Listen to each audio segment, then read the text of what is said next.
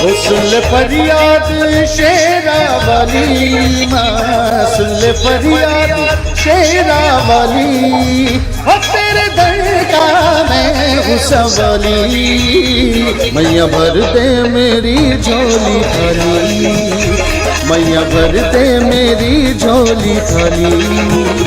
सुन ले फरियाद शेरावाली माँ, सुन ले फरियाद शेरावाली, तेरे दर का मैं हूँ सवाली, मैया भर दे मेरी झोली खाली, मैया भर दे मेरी झोली खाली। माँ माँ माँ माँ माँ माँ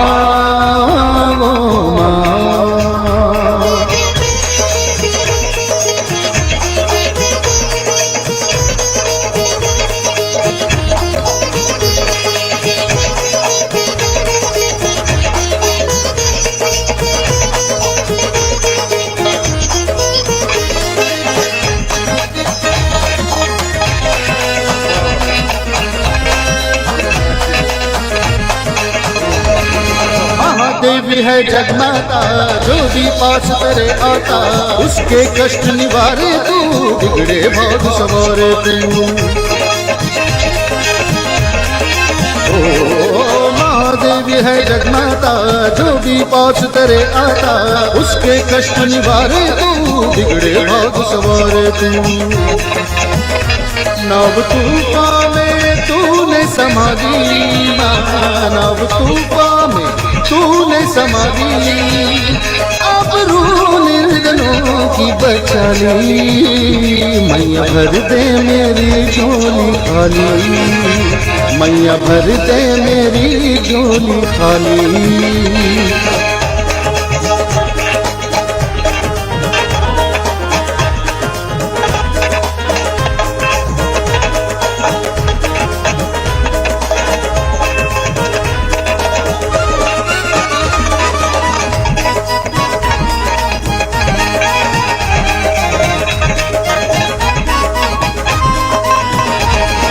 नीलमणि सा तेरा रंग, सबसे अलग है तेरा रंग, जिसके सिर तू हाथ धरे उसका ही उद्धार करे।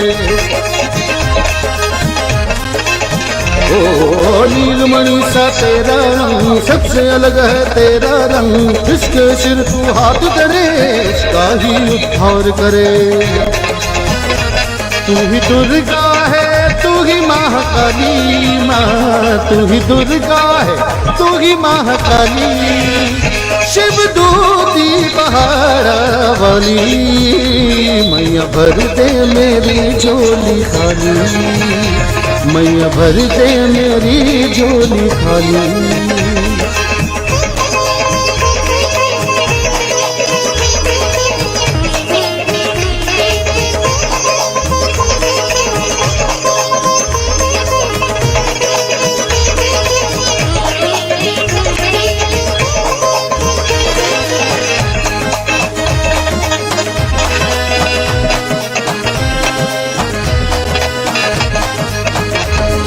तेरे प्रेम का गंगा जल पीकर हो जाए निर्मल, कोई विधान नहीं जाता, चरणों में रख दूं माथा। ओ तेरे प्रेम का गंगा जल पीकर हो जाए निर्मल, कोई विधान नहीं जाता, चरणों में रख दूं माथा। तेरे दर पर ही कुटिया बना दी माँ, तेरे दर पर ही कुटिया बना दी, तेरे नाम की धूनी रमाली, मैया भर दे मेरी झोली खाली, मैया भर दे मेरी झोली खाली।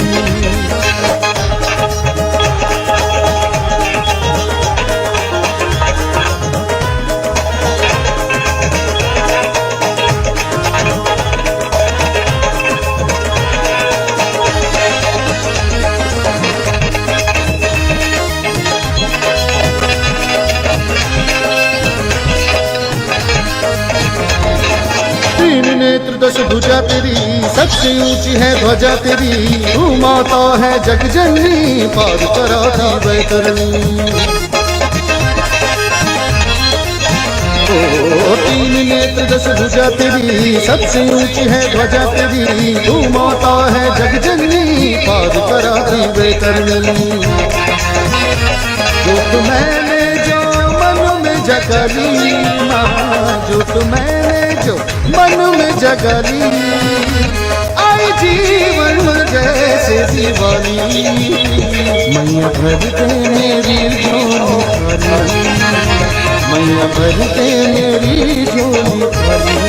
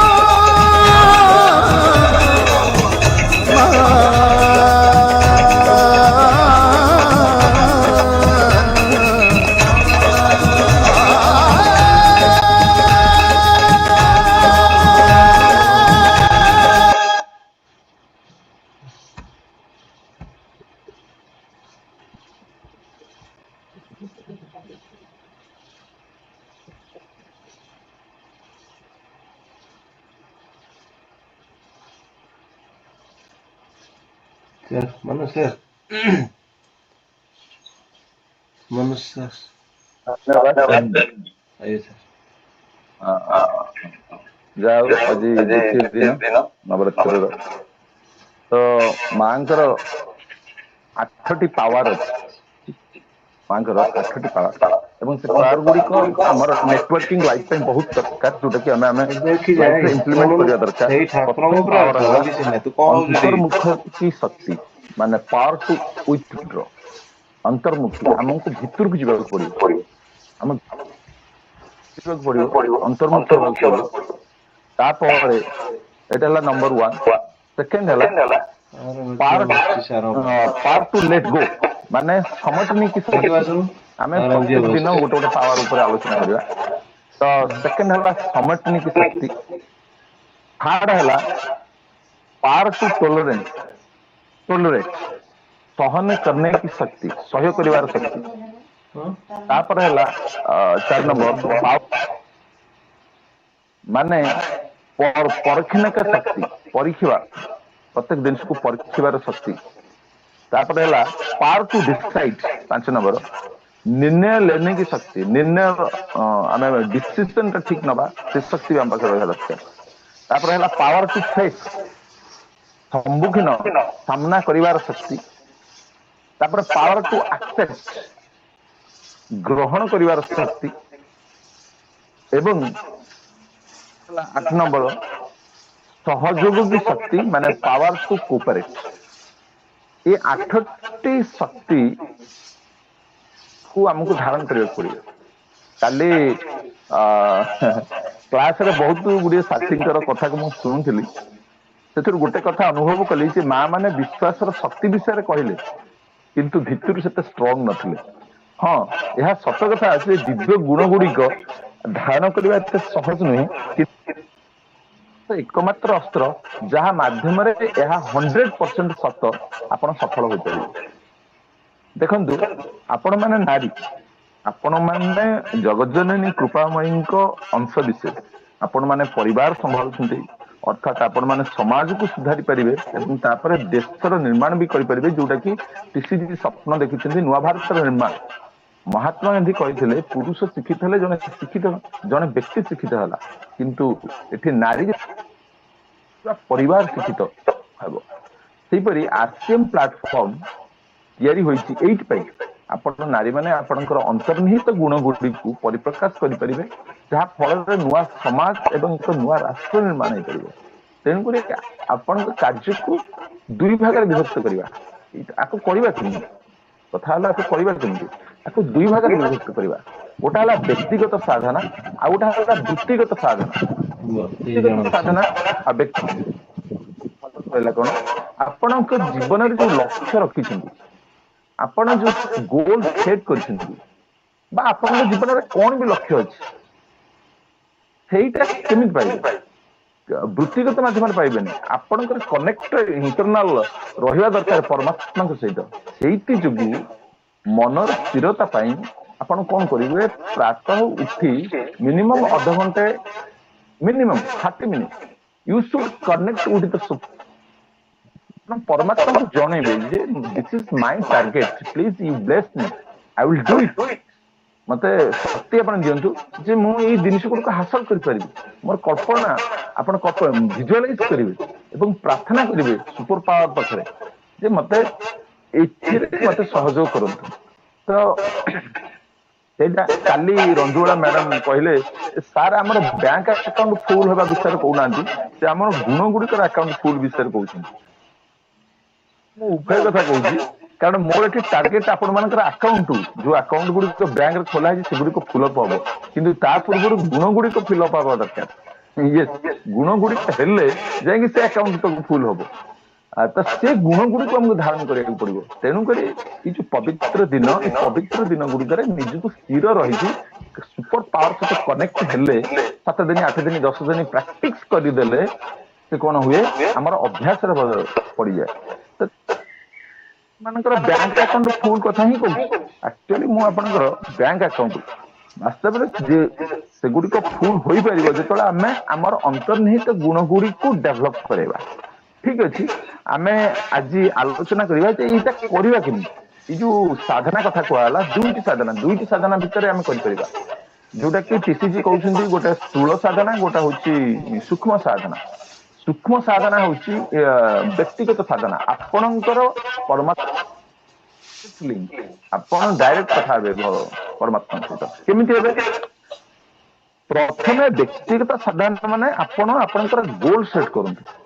ମୋର ଏଇ ଲକ୍ଷ୍ୟ ଅଛି, ମୋ ଜୀବନର ଲକ୍ଷ୍ୟ ହଉଛି ଏଇଟା, ସେଟା କେହି ପୂରଣ କରିବେନି, ସେଟା ସୁପର ପାୱାର କରିବ, ସେ ବ୍ଲେସିଂ କରିବ, ସେ ଅନୁକୂଳ ତିଆରି କରିବ। ତେଣୁକରି ସେ ଆପଣଙ୍କୁ ଟେଷ୍ଟ କରିବ।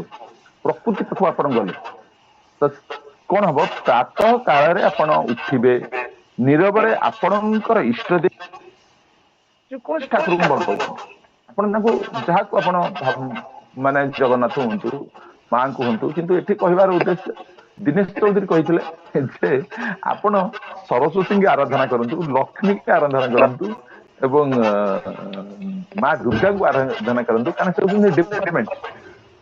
ଆପଣ ସେମାନଙ୍କୁ ଧ୍ୟାନ କଲେ, ତାଙ୍କ ସହିତ କନେକ୍ଟେଡ ହେଲେ ଆପଣଙ୍କୁ ଜ୍ଞାନ ମିଳିବ, ଆପଣଙ୍କୁ ଏନର୍ଜି ମିଳିବ, ଆପଣଙ୍କୁ ଧନ ମିଳିବ।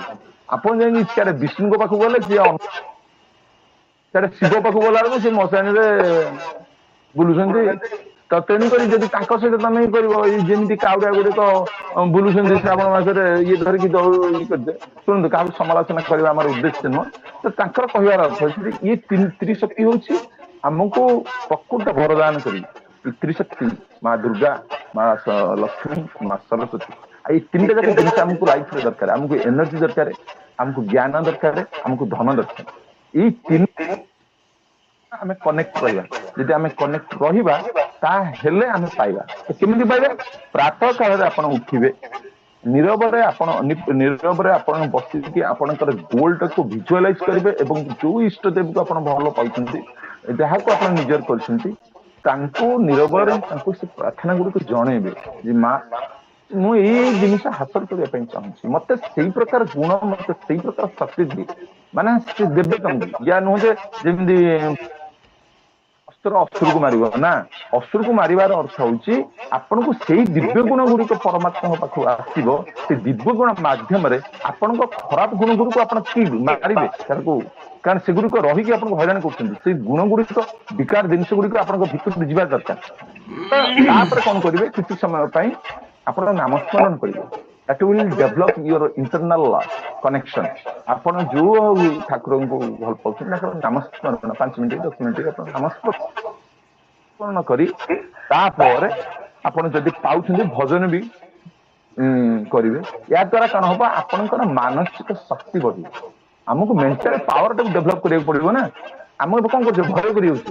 କାଲି ଯୋଉ ଆଲୋଚନା ହେଲା ସେଥିରେ ମତେ ଟିକେ ଦୁର୍ବଳତା ଲାଗିଲା ମାନେ ସମସ୍ତେ ତ କହୁଛନ୍ତି କିନ୍ତୁ ଭିତରୁ ଷ୍ଟ୍ରଙ୍ଗ ଥିଲା ବେଳେ ମତେ କେହି ଲାଗିଲେନି ତ ତେଣୁକରି ଆମେ ଷ୍ଟ୍ରଙ୍ଗ କେମିତି ହବା ମେଣ୍ଟାଲ ଷ୍ଟ୍ରଙ୍ଗ ହବ ନା ତେଣୁକରି ଏପରି କଲେ ଆପଣଙ୍କ ଭିତରେ ଥିବା ଖରାପ ଗୁଡିକ ଆପଣଙ୍କୁ ଛାଡି ଚାଲିଯିବାକୁ ଆରମ୍ଭ କରିବେ ମେଣ୍ଟାଲ ସାଧନା କରିବେ ମାନସିକ ସାଧନା କରିବେ ଆପଣ ନିରବତାରେ ବସିବେ ଆପଣଙ୍କର ଇଷ୍ଟ ଦେବ ହଉ ଆପଣ ଯୋଉ ଭଲ ଠାକୁରଙ୍କୁ ଭଲ ପାଉଛନ୍ତି ତାଙ୍କୁ ଆପଣଙ୍କର ଗୋଲ ସେଟ ବିଷୟରେ ଜଣେଇବେ ତାଙ୍କୁ ମାଗିବେ ଯେ ମତେ ସେଇ ଗୁଣ ଗୁଡିକ ଦିଅନ୍ତୁ ମୁଁ ତା ଦ୍ଵାରା ମୁଁ ସଫଳ ହେବି ତାପରେ ଆରମ୍ଭ ହବ କଣ ଆପଣଙ୍କ ଭିତରେ ଖରାପ ଯୋଉ ଶକ୍ତି ଗୁଡିକ ଥିବ ସେ ଆପଣଙ୍କୁ ହଇରାଣ କରିବେ ଟୋଟା ଓଟରା କରିବେ କିଛି ସମୟ ପାଇଁ କିନ୍ତୁ ଆପଣ ସ୍ଥିର ରହିବେ ଅସ୍ତବ୍ୟସ୍ତ ହେବେନି ଆପଣ ସ୍ଥିର ରହିବେ ଲଗାତାର ଆପଣ ଯିଏ ବି ଦେଖନ୍ତୁ ବଡ ବଡ ଟପ୍ ଲିଡର 90 ଡେଜ ଗୋଟେ 90 ଡେଜ ରୋଲ ବହୁତ ଇମ୍ପୋର୍ଟାଣ୍ଟ ଆପଣ ଭିଡିଓ ମାନଙ୍କରେ ଶୁଣିବେ ଅଡିଓ ମାନଙ୍କରେ ଶୁଣିବେ 90 ଦିନ କରିଦେଲା ପରେ ଲାଇଫ ଚେଞ୍ଜ 90 ଡେଜ ତ ଏଇପରି 90 ଦିନ କରିବେ ତାପରେ ଦେଖିବେ ଆପଣଙ୍କ ଭିତରେ ପଜିଟିଭ ଏନର୍ଜି ଆସିଯିବ ଆପଣଙ୍କ ମୁହଁ ସୁନ୍ଦର ଦେଖାଯିବ ଆପଣଙ୍କ କଥା ମଧୁର ହୋଇଯିବ ଆପଣ ବହୁତ ସୁନ୍ଦର ଦେଖାଯିବେ ଆପଣଙ୍କ ବ୍ୟବହାରରେ ପରିବର୍ତ୍ତନ ଆସିବ ଆପଣ ଅସୀମ ଧୈର୍ଯ୍ୟଶାଳୀ ହୋଇଯିବେ ସାମ୍ନା କରିପାରିବେ ଆପଣଙ୍କ ବ୍ୟବହାର ଉତ୍ତମ ହୋଇଯିବ ତାପରେ ଆପଣ ମାନେ ମା ବନିଯିବେ ଆପଣଙ୍କ ଦର୍ଶନ ପାଇଁ ଲୋକମାନେ ଆପଣଙ୍କ ପାଖରେ ଆସିବେ ଏଇଟା ଆପଣ ଭାବନ୍ତୁନି ଯେ ଏଇଟା ଏତେ ଇଏ ମାନେ କହିଦଉଛି ନୁହେଁ ଆକୁ ଯଦି ଆମେ ପ୍ରାକ୍ଟିସ କରିବା ସହଜ ହବ କାରଣ ଏ ଗୁଡିକ ଯଦି ଆମେ ଧାରଣ ନ କରିବା ତାହେଲେ ଆମେ ଦିବ୍ୟ ଗୁଣ ଗୁଡିକ ଆମେ ଧାରଣ ନ କରିପାରିବା ତାହେଲେ ଏଇ ଯୋଉ ଟିସିଟା ମୁଁ କହୁଥିଲି ଗୋଟେ ଯାଉଛି ଦେଖାଯିବ କେମିତି ଦେଖାଯିବ ତ ଏଇ ସାଧନା କରିବାକୁ ହିଁ ପ୍ରଥମେ ପଡିବ ଆଉ ଇଏ ସାଧନା ରହିଲେ ଆମେ ବୃତ୍ତିଗତ ସାଧନା ହିଁ କରିପାରିବା ବୃତ୍ତିଗତ ସାଧନା ଯିବା ପ୍ଲାନ ଶୋ କରିବା ହୋମ ମିଟିଂ କରିବା ଏଗୁଡିକ ଆମର ବୃତ୍ତିଗତ ସାଧନା କିନ୍ତୁ ବ୍ୟକ୍ତିଗତ ସାଧନା ଯୋଉଟା ଭଗବାନଙ୍କ ସହିତ ରହିବା ଦରକାର ଭଗବାନ ଆମକୁ କେତେବେଳେ ଠିକ କରିବେ ପ୍ରାତଃ ସକାଳୁ ଉଠିକି ସାଧନା ଭିତରେ ସେଟ୍ କଲେ ତାପରେ ଆପଣ ନୋଟ୍ କରିକି ରଖିବେ ମୁଁ ଆଜି କଣ କଣ କରିବି କେତେଟା ହୋମ ମିଟିଂ କରିବି କେତେଟା ପ୍ଲାନ ଶୋ କରିବି ମୁଁ କେତେ ପ୍ରଡକ୍ଟ ବୃତ୍ତିଗତ ସାଧନା ତ ଆଗ ହଉଛି ବ୍ୟକ୍ତିଗତ ସାଧନା ତେଣୁକରି ଗୋଟେ କଥା ହେଲା ଆହୁରି ମେଣ୍ଟାଲ ଷ୍ଟ୍ରଙ୍ଗ ପାଇଁ ବି ମୁଁ ଆପଣଙ୍କୁ କହିଦଉଛି ଯେ ଆପଣ ପ୍ରତ୍ୟେକ ଅସଂଖ୍ୟ ଭାବନାକୁ ନିଜ ମଧ୍ୟରେ ଭେଟି ଚାଲିଛନ୍ତି ଆପଣଙ୍କ ଭାବନା ଆପଣଙ୍କ ମନ ହଉଛି ଭାବନାର କାରଖାନା ତେଣୁକରି ଆପଣଙ୍କୁ ଆପଣଙ୍କର ଦିଟା ଫୋରମ୍ୟାନ ଅଛନ୍ତି ଗୋଟେ ବିଜୟ ଆଉ ଗୋଟେ ପରାଜୟ ଦିଟା ଫୋରମ୍ୟାନ ଆପଣଙ୍କ ପାଖରେ ଫୋରମ୍ୟାନ ବିଜୟ ସକାରାତ୍ମକ ଭାବରେ ଉତ୍ପାଦନ ଦାୟିତ୍ୱରେ ଅଛନ୍ତି ଆପଣ କାର୍ଯ୍ୟକ୍ଷେତ୍ରରେ ପାରିବେ କାହିଁକି ଆପଣ ଗୁରୁତ୍ୱପୂର୍ଣ୍ଣ କାର୍ଯ୍ୟ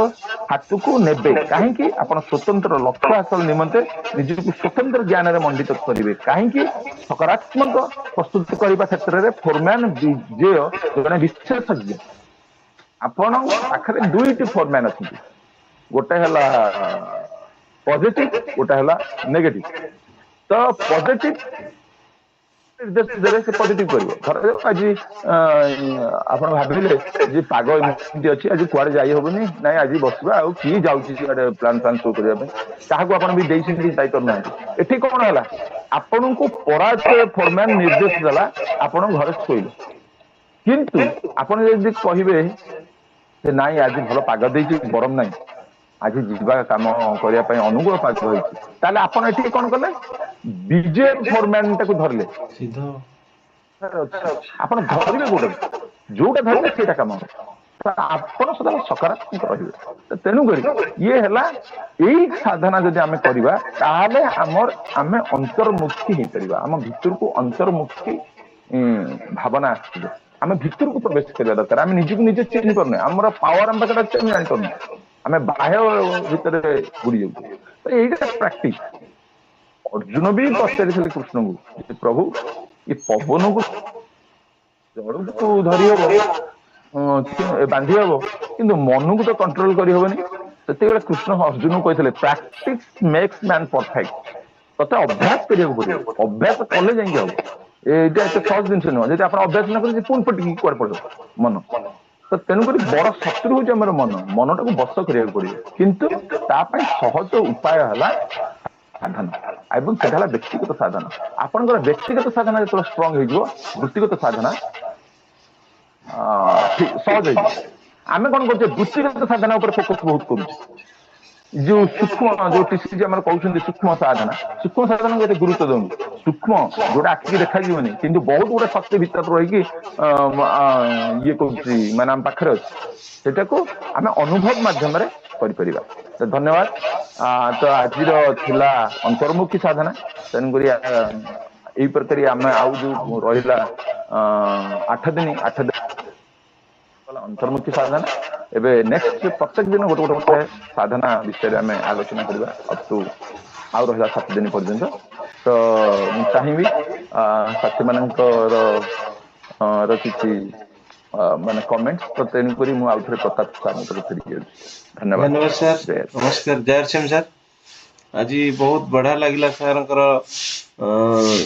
साधना आज भी सर बुझेदेले केमी कौन निजर अकाउंट गुड़ी भरिया यही साधना द्वारा आई शक्ति रूपीण जो 10 दिन भितर आम केमी हाबिट करवा सका उठी निजर परमात्मा को ध्यान दवा एवं निजे निजर जी जो जहाँ को साउंडलेस कर चाहते चाहे निजर डायरेक्ट सेलिंग एंथम हो चाहे टीसी सार प्राण गीत हो चाहे दुर्गा का स्तुति हो चाहे शिवंकर हो निजे निज को जहाँ को भल पाई से हिसाब से परमात्मा को डाक सका उठी आम ध्यान देले आमर शक्ति एवं आमर मनर भावना मन को बस कर पूरा हाबिट करिया पड़ो जहाँ मु प्रथम संजवाड़ा परिणा मैम को निमंत्रण कर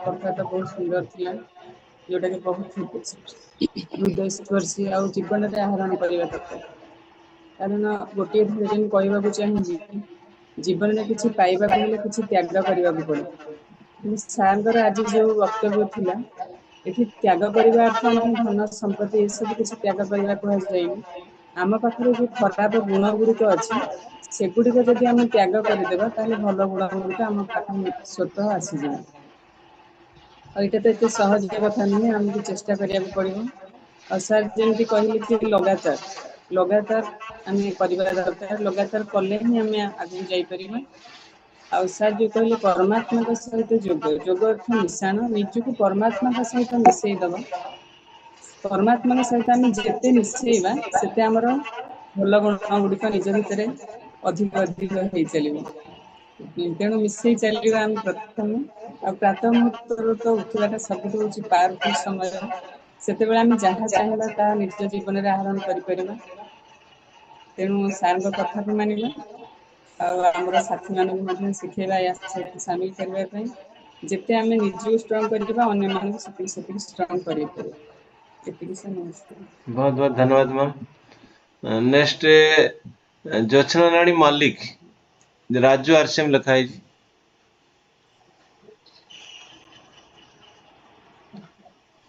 जोत्सना रानी मल्लिक राजू राजू आरसीएम लिखाई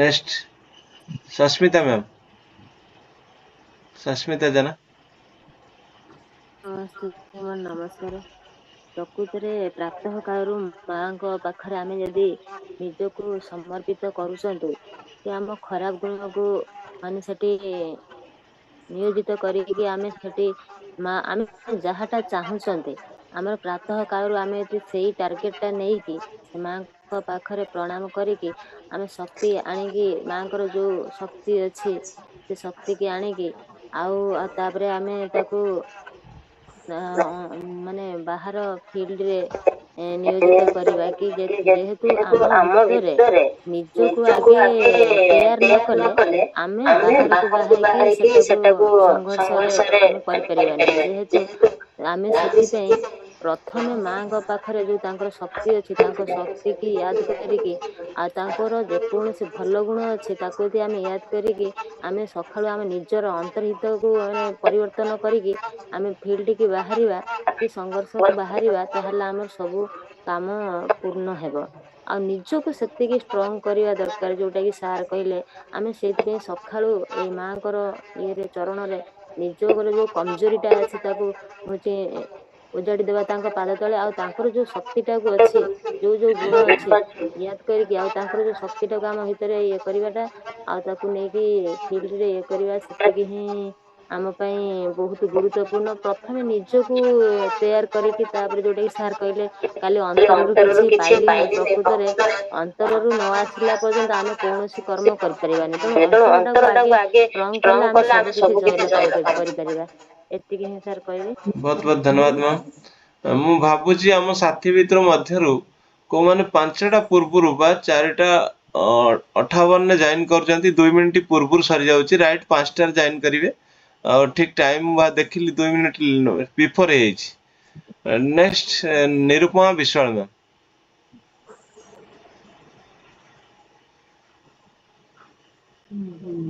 ସାର୍ ନିରୁପମା ଆସିଛି, ବିଶ୍ୱାଳ। ନମସ୍କାର।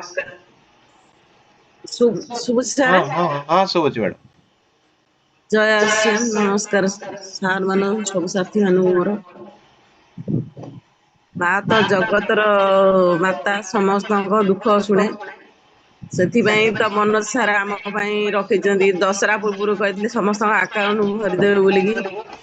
ସେଇଥିପାଇଁ ଠାକୁରଙ୍କୁ ସୁମରଣା କରିକି ଆମେ ଆଗକୁ ବଢିବାକୁ ତ ଚେଷ୍ଟା ବହୁତ ଚାଲିଛି। ଏତିକି ଠାକୁରଙ୍କ ପାଖରେ ଆମର ପ୍ରାର୍ଥନା, ସମସ୍ତଙ୍କ ମନର ଭାଷାକୁ ଠାକୁର ବି ପଢନ୍ତୁ, ପ୍ଲସ୍ ଆଗକୁ ସମସ୍ତେ ଯୋଉ ବିଜନେସ କୁ ଏତେ ଆଗକୁ ନେଇଯାଆନ୍ତୁ ଯେ ଯେମିତି ଆମର ସବୁ ଦୁଃଖ ଟା ଯେମିତି ସେଇ ଆସିମ ଭିତରେ ହେଇକି ଆମର ସବୁ ସୁଖ ଟା ମିଳିଯିବ, ଏତିକି କହିକି ସାର୍ ରଖୁଛି। ବହୁତ ଆଉ ବହୁତ ଅନ୍ୟ ଧନ୍ୟବାଦ ସାଥି ମ୍ୟାମ୍। ମାନଙ୍କୁ ଏଇ ଯୋଉ ଆମର RCM ର ଯୋଉ 7ଟା ଗୁଣ ରହିଛି, ସେ 7ଟା ଗୁଣ କେମିତି ଆମ ଦେହରେ ଭରିଯାଉ, ଏଇ ହଉଛି ମାନେ ଆମର ସାଧନା ବା ଏଇ ଯୋଉ ଏକାଉଣ୍ଟକୁ ଆମର କେମିତି ଭରିବ। ଆଉ ଯଦି ମଣିଷ କଥାରେ ଅଛି, ଆଉ ଯୋଉ ଏକାଉଣ୍ଟ ଯୋଉ ପଇସା ବା ଟଙ୍କା, ଏଇଟା ହଉଛି ଆକ୍ଚୁଆଲ ଅର୍ଥ ନୁହେଁ। ଅର୍ଥ ହଉଛି ବ୍ୟକ୍ତିତ୍ୱ। ଯଦି ବ୍ୟକ୍ତିତ୍ୱକୁ ଆମେ ଠିକ ହିସାବରେ ଭରିଦେଲେ ଆମ ପଛରେ ପଇସା ଆମ ଭରିଯିବ। ଯୋଉ କହିଲେ ମାନେ ଯୋଉମାନେ ପଇସା ବାଲା ଦୁନିଆରେ ହେଇଯାଇଛନ୍ତି, ଯଦି ଦୁନିଆର ପଇସା ସବୁ କିଛି ତାଠାରୁ ନେଇ ଆସିଯାଏ, ସିଏ ବି ମାସକ ଭିତରେ ତାଙ୍କ ପାଖରେ ଭରି ଯାଇଥାଏ। କାରଣ ସେ ଏମିତି ବ୍ୟକ୍ତିତ୍ୱକୁ ପରିବର୍ତ୍ତନ କରିଛନ୍ତି, ପଇସା ତାଙ୍କ ଘରକୁ ମନକୁ ମନ ଦୌଡୁଛି। ତେଣୁକରି ଆମେ ଏମିତି ଏକାଉଣ୍ଟକୁ ଭରିବା, ଆମ ବ୍ୟକ୍ତିତ୍ୱକୁ ଏମିତି ପରିବର୍ତ୍ତନ କରିବା କି ପଇସା ଆମ ପଛେ ପଛେ ଯେମିତି ଆସିବ, ଆମେ ପଇସା ପଛରେ ଦୌଡିବାନି। ଏକାଉଣ୍ଟ ଆମେ ଏମିତି ଆଜ୍ଞା ଏକାଉଣ୍ଟ ତିଆରି କରିବା, ଯାହାକି ଆମ ଏକାଉଣ୍ଟକୁ ମନକୁ ମନ ପଇସା ଆସିବ। ସେଇ ସିଷ୍ଟମରେ ଅଛନ୍ତି, ବ୍ୟକ୍ତିତ୍ୱକୁ ପରିବର୍ତ୍ତନ କରନ୍ତୁ। ଏଇ ହଉଛି ଆମର ଶକ୍ତିର ଆଉ ଯୋଉ ସାଧନା ଆମେ କରିବା। ନେକ୍ସଟ କମଳିନୀ ମଲ୍ଲିକ ମ୍ୟାମ୍।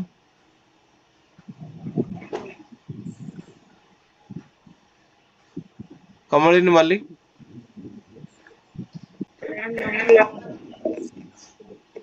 ପ୍ରଥମ ମା ଦୁର୍ଗା ମାଙ୍କୁ ନମସ୍କାର କରୁଛି। ମାଙ୍କୁ ମୁଁ ବହୁତ ବିଶ୍ୱାସ କରେ, ବହୁତ ଭକ୍ତି କରେ, ମାଙ୍କୁ ଉପାସ ବି ଏବେ ମୁଁ କରୁଛି, ଏବେ ଯାଏ 2-3 ବର୍ଷ ହେଇଗଲାଣି। ମାଙ୍କୁ ମୁଁ ବହୁତ ବିଶ୍ୱାସ କରେ। ମାଙ୍କ ନାଁ ଯେତେବେଳେ ଆମେ ନେଇଛନ୍ତି, ମା ହିଁ ଆମକୁ ସବୁ କଥାରେ ହିଁ ସାହା ହେବେ। ସବୁ କଥାରେ ହିଁ ଜୟ ଜୟ ଆମକୁ କରେଇବେ। ଯୋଉ ମିଶନ ଶକ୍ତିରେ ଆମେ ସମସ୍ତେ ସାମିଲ ହେଇଛନ୍ତି, ବହୁତ ବହୁତ ଭଲ ରାସ୍ତା ଆମକୁ ଦେଖୁଛନ୍ତି। ବହୁତ ମା ଆମ ମନକୁ ଭରିଦେବେ। ସବୁ ଆତ୍ମବିଶ୍ୱାସ, ଯେତିକି ଆମର ରାଗ କ୍ରୋଧ ଯାହା ସବୁ ମନ ଭିତରେ ଅଛି, ଆଗକୁ ଠିକ ଆମକୁ ନେବେ, ଭଲ ରାସ୍ତା ଦେଖଉଛନ୍ତି। ଭଲ ବି ଆମେ ଆଗକୁ କରିପାରିବା। ଯେତେବେଳେ ମା ନାଁ ଦେଇଛନ୍ତି ମାନେ, ମା ଆମକୁ କେବେ ନିରାଶ କରିବେନି। ପ୍ରତ୍ୟେକ ଏକାଉଣ୍ଟ ପୂରଣ ମା କରିବେ। ବହୁତ ବହୁତ ପ୍ରତ୍ୟେକ ଧନ୍ୟବାଦ ମ୍ୟାମ୍। ମନର ବହୁତ ବହୁତ ଧନ୍ୟବାଦ ରଖୁ। Ma'am. Sujata Mallick ma'am. Sir Sujata ନମସ୍କାର। ମ୍ୟାମ୍ ନମସ୍କାର। ସାର୍ ନମସ୍କାର, ଜୟ ଆସିନ୍ ସାର୍। ଜୟର ଆମେ ଆମ ମ୍ୟାଡାମ ମାନେ କହୁଛନ୍ତି ଯେ ଏକାଉଣ୍ଟ ନ ଦେଖିକି ଆମ ନାରୀ ଶକ୍ତି କି ଜାଗରଣ କରିବା। ଆଉ ଆମେ ସମସ୍ତଙ୍କୁ ଉତ୍ସାହିତ କରିବା। ମା ଦୁର୍ଗାଙ୍କ ଭଳିଆ ଆମେ ଲଢିବା। ମାଙ୍କ ଦୁର୍ଗାଙ୍କ ଠାରୁ ଆମେ କିଛି କୃପା ଆଣିବା। ଆମେ ନାରୀ ଗୋଟେ ଶକ୍ତିର ସ୍ୱରୂପ। ଆମେ ନାରୀମାନେ କିଛି କମ୍ ନୁହନ୍ତି ଆଉ କମ୍ ବି ଭାବିବାକୁ ଚେଷ୍ଟା କରିବାନି। ଆମେ ନାରୀମାନେ ଚାହିଁଲେ ସବୁ ଜିତ୍ ହାସଲ କରିପାରିବା। ସାର୍ ଯେମିତି କହିଲେ ଆମେ କିଛି କମଜୋରି ରହୁଛି ଯେହେତୁ ଆମ ସାର୍ କହିଲେ ସେ କଥା, କିନ୍ତୁ ଆମର କମଜୋରିଟା ଆମେ ବାହାରକୁ ପକେଇବା, ପାପକୁ ବିନାଶ କରିବା, ଦୁର୍ଗା ମା ଭଳିଆ ଗଢ଼ିବା ଦେଶକୁ, ସେଇ ରାସ୍ତା ସେଇ ରାସ୍ତାରେ ନବା। ଆମ ନାରୀ ଶକ୍ତି ବହୁତ ବଡ ଶକ୍ତି, ଆମେ ନାରୀ ଚାହିଁଲେ କିଛି ବି କରିପାରିବା। ଆମ ନାରୀଙ୍କ ବହୁତ ଦ୍ଵାରା ସବୁ ସମ୍ଭବ। ପାପର ବିନାଶ କରିବା, ଶକ୍ତିର ଆମେ ଜୟ କରିବା। ବହୁତ ଏତିକି ବହୁତ କହିକି ଧନ୍ୟବାଦ ମୋ ନମସ୍କାର। ମ୍ୟାମ୍। ପ୍ରଭାତୀ ନାୟକ ମ୍ୟାମ୍, ପ୍ରଭାତୀ ନାୟକ।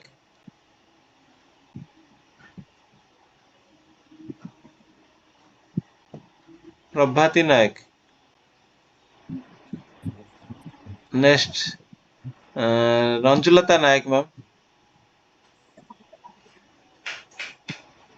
ନମସ୍କାର। ଜୟ ନମସ୍କାର, ଜୟ ଶ୍ରୀ। ଶୁଭାଯାଉଛି? ହଁ ହଁ ହଁ, ଆଜି ମାନେ ବ୍ଲୁଟୁଥ ନାହିଁ, ବଢିଆ ଶୁଭୁଛି।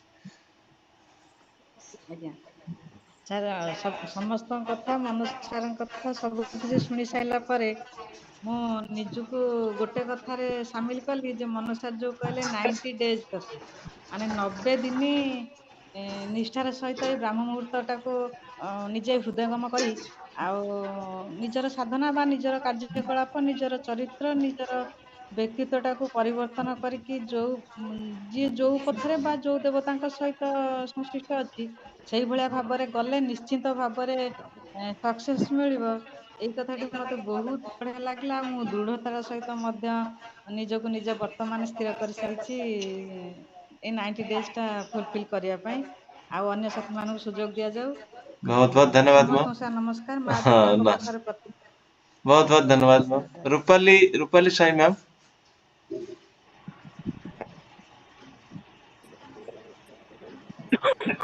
Rupali ma'am. Next Jyotsna Rani Biswal ma'am. Jayashree ନମସ୍କାର। ଏଇଟା ଯୋଉ ସାର୍ ଆମକୁ କହିଥିଲେ ଏକାଉଣ୍ଟ ଫୁଲ କଥା, ମୁଁ ତ ଭାବିଲି ବୋଧେ ଦୁର୍ଗା ପୂଜାରେ କିଛି ବୋଧେ ବୋନସ କଥା କହୁଛନ୍ତି, କିନ୍ତୁ ଆର ଗୋଟେ ଏମିତି ଇଏ ଆସିବ ବୋଲି ରେଜଲ୍ଟ ଆମେ ମନରେ ସ୍ୱପ୍ନରେ ଭାବିନଥିଲୁ। ସେ ଏକାଉଣ୍ଟ ଠାରୁ ଇଏ ଏକାଉଣ୍ଟ ଆହୁରି ମୂଲ୍ୟବାନ। କି ଏମିତି ଗୋଟେ କଥା ଦେଖନ୍ତୁ, ଆମେ ଯେମିତି ସାର୍ ଡିସି ସାର୍ ଯେମିତି କହିଥିଲେ, ମୁଁ ଏମିତି ଅନ୍ନ ରୋଷେଇ କରୁଛି କିଏ ତାକୁ ଦେଖୁନି, କିଏ ତାକୁ ଜାଣୁନି, କି ଅନୁଭବ କରୁନି, ପଳଉଛନ୍ତି। ସେ ଅନ୍ୟର ଗୋଟେ ମା ରୋଷେଇ କରିଥିବ ତାର ଛୁଆ ମାନଙ୍କୁ ବହୁତ ପ୍ୟାରେ, ସେ ଛୁଆ ତାର ଅନୁଭବ ମାନେ ଇଏ ବଞ୍ଚିତ ରହିଯିବ ସେଇଭଳିଆ। ସାର୍ ଦେଖନ୍ତୁ କହିଦେଲେ କଥା, କିନ୍ତୁ ତା ପୂର୍ବରୁ କେତେ ମନରେ 2 ମାସ କି 4 ମାସ ପୂର୍ବରୁ ଭାବିଥିବେ ସାର୍ ମାନେ ବହୁତ କିଛି। ଆମେ ଯଦି ତାର ଉପଭୋଗ ନ କରିବା ଆମେ ତା ଦେହରୁ ବଞ୍ଚିତ ହେଇଯିବା। କିନ୍ତୁ ଏଇ ଜିନିଷଟା ଏମିତି ମନ ଛୁଆଁ ଲାଗିଲା, ଏଇଟା ଯଦି ଆମେ ସବୁ କିଛି ଜାଣିଦବା କି ଇଏ କରିବା, ଆମ ଭିତରେ ଏମିତି ଗୁଣ ଆସିବା, ମାନେ ସବୁ ଜାଣିବେ ଇଏ RCM ରେ ରହିକି ବହୁତ କିଛି ଶିଖୁଛନ୍ତି, ଆମ ପଛରେ ବହୁତ କିଛି ଲୋକ ଦୌଡିବେ। ଜୟ ଆସିମ୍, ନମସ୍କାର। जय सिंह, धन्यवाद मैम, बहुत बहुत धन्यवाद। मनोरमा मल्लिक मैम।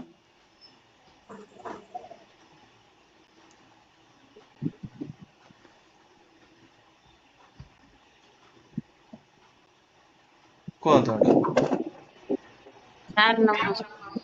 ନମସ୍କାର, କୁହନ୍ତୁ। ଆଉ ଜୟ ଗୋଟେ ମିନିଟ ଆସିବ। ରହିଲା। ସାର୍ ସମସ୍ତଙ୍କୁ ମୋର ନମସ୍କାର, ଗୁରୁଜନ ମାନଙ୍କୁ ମୋର ନମସ୍କାର। ସାର୍ ଯୋଉଟା ପ୍ରାର୍ଥନା କରିଛନ୍ତି କିନ୍ତୁ ବହୁତ ଭଲ ପ୍ରାର୍ଥନା କରିଛନ୍ତି। କିନ୍ତୁ ବହୁତ ଭଲ ପ୍ରାର୍ଥନା, କିନ୍ତୁ ମୁଁ ତ ମାଙ୍କୁ 5 ବର୍ଷ ହେଲା ବହୁତ ବିଶ୍ଵାସ କରିଛି। ମାଙ୍କ ଚରଣ ତଳେ ବି ମୁଁ ପଡି ରହିଛି। ଆଉ ପ୍ରାର୍ଥନା ଟା